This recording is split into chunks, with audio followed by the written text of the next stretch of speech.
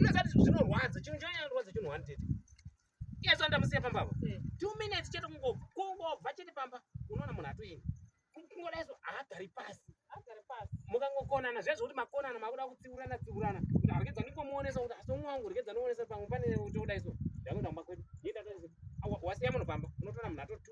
atotuta zvese atoenda ine ndikangononoka 3 minutes kungodzuka kuti semunhu adaiso ndanonoka kudzuka yatova hondo wazodii wese wazodai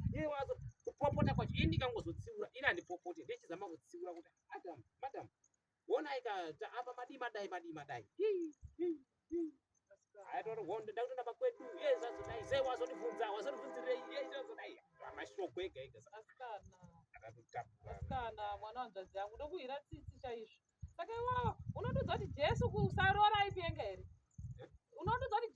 aipenga here mwana wanzvadzi yangu unoziva kuti ndokuhira tsitsi chaizvo ndakutaisa uchiteura nguva yese ndahwa tsitsi chaizvo jesu anga asingapenge kusarora hatigarike nesu vanhukadzi isu asi auzvizivi izvozvo hatitogariki nesu tinotoda vanhu vakashinga